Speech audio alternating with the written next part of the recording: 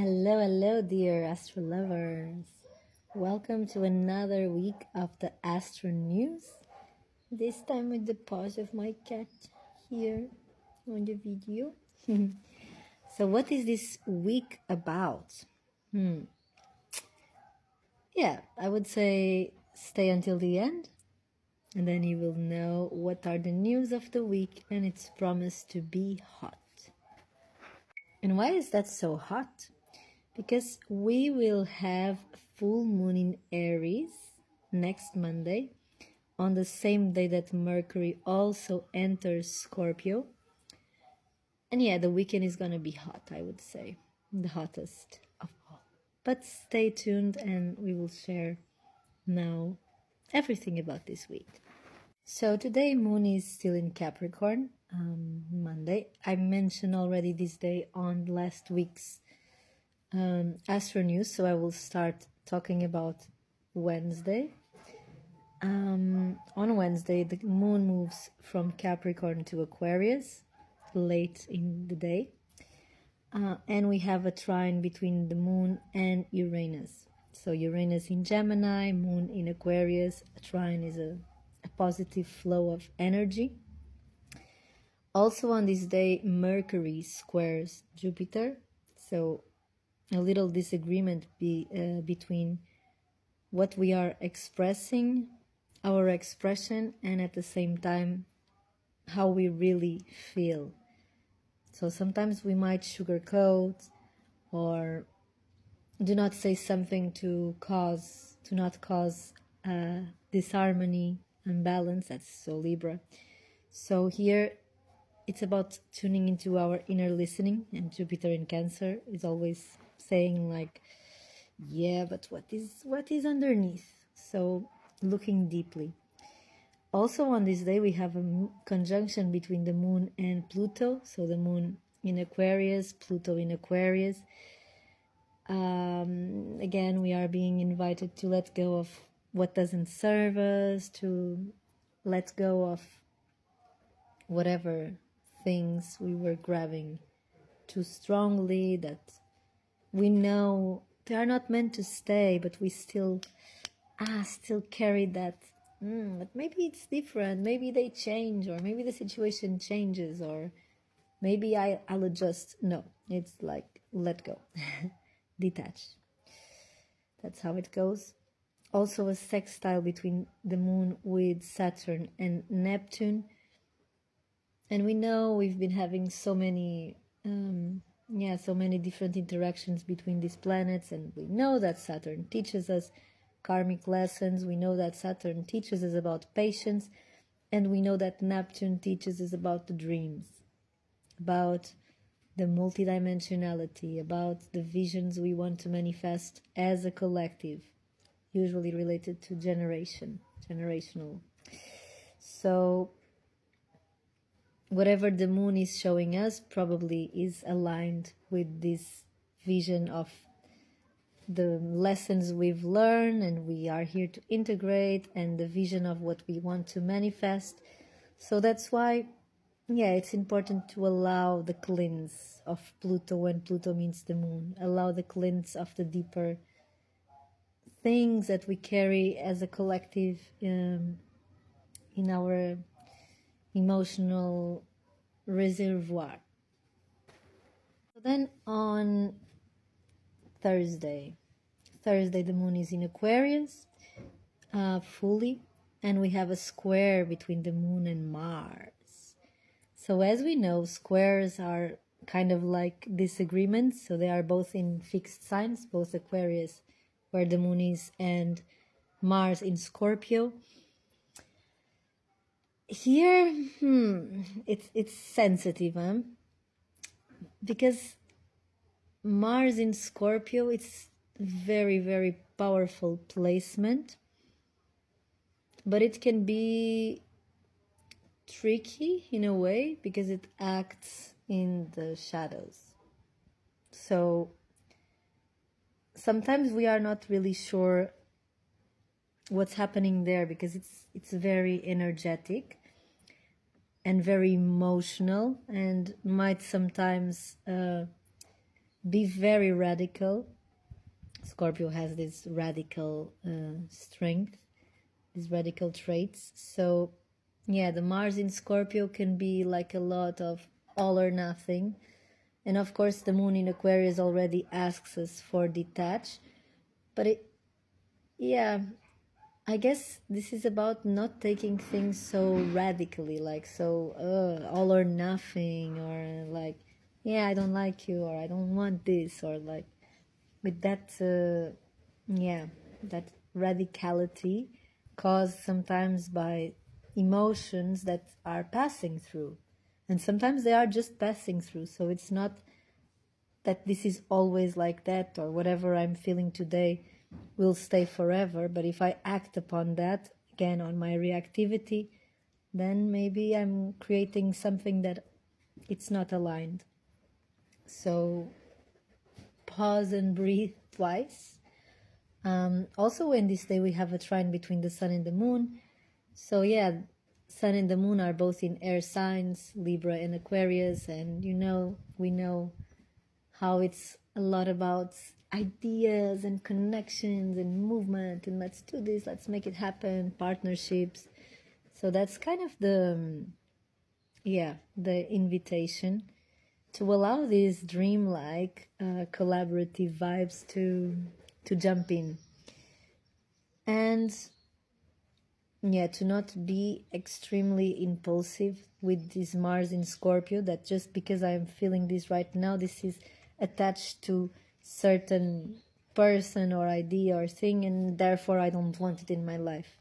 So it's important to be balanced, like Libra asks. And then on Friday, we have the moon still in Aquarius. We have a trine between the moon and Mercury. So communication is flowing easily, or at least whatever happening externally, we are able to express it easier, in an easier way, more clear. Which can also say that our communication can be influenced by our emotions. So again, I guess it's always important to pause and breathe. Mindfulness really helps us so much in all these things. On this day, my cat bite me. On this day, we have an opposition between Venus and the North Node, and a conjunction between Venus and the South Node. So we know that Venus is how we relate. So when Venus is conjunct to the South Node, old patterns can resurface. We can have a tendency to repeat things like in a automatized way, and that's not what we want. So that's why this opposition is there as well with the North Node, with where we are going. So it's really important to always remember your vision, to always remember your intention, to make a check-in with yourself before putting something out there, or in a relationship as well, like relationships with others. So important to not repeat the old patterns that we so much want to break. And then on Saturday, moon is in Pisces. So Saturday it's quite feels very magical, I would say, because with the moon in Pisces, Jupiter is trining the North Node, moon is trining Mars, but also moon is squaring Uranus. But whatever we have Pisces energy, it kind of feels like magical and creative, cosmic help. Our inner teacher, our inner master, our call for expansion is working together, being inspired by the North Star, let's call it, by the winds of the vision, the winds that guide us. So yeah, the path is becoming clearer, I would say. Then, of course, with the square between the moon and Mars, unpredictable things can happen. We never know when we have Uranus and when we have squares. So new things can come up, I would say. New possibilities, new ideas, new partnerships. The moon is also trining Mars, so it's kind of helping to build whatever is this magical thing to happen. So I feel like something beautiful can happen Saturday. And on Sunday, we still have a moon in Pisces and a conjunction between the moon and North Node. So whatever was visible yesterday, now we have a help. Okay? Pisces channels from the dream. So it's from the dream, it's from the source, it's from the creator. That's the vibes. So yeah, we really can have something beautiful happening on these days. Also on this day there is a trine between the moon and Jupiter. So it's interesting because the day before Jupiter was trining the North Node. Now on this day moon is near the North Node, so showing us the way. Emotions, the heart and the mind are aligned, and this emotional aspect is also flowing together with this call for expansion. So kind of feels very magical. And then on Monday, the moon is in Aries. So we have a full moon on this day. The fire is awakening. Also on this same day, Mercury enters Scorpio. And the moon is sextiling Pluto, so it's going to be transformational. But yeah, full moon in Aries, what is it about? So we know that Aries and Libra are, I call them the cosmic lovers. Now it's because Libra is ruled by Venus, Aries is ruled by Mars, so Mars and Venus are this cosmic connection. We need both to act upon our worlds. So Aries is the self. Aries is also the war.